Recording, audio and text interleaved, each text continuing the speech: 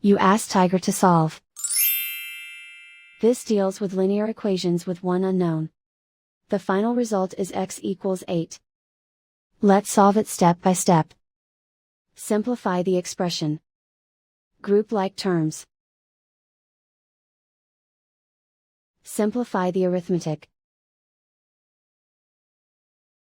Group all constants on the right side of the equation. Subtract 24 from both sides. Simplify the arithmetic.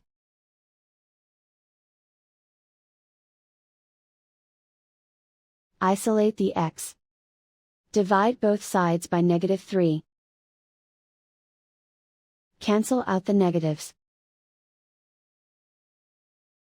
Simplify the fraction. Cancel out the negatives. Find the greatest common factor of the numerator and denominator. Factor out and cancel the greatest common factor. And so the final result is x equals 8.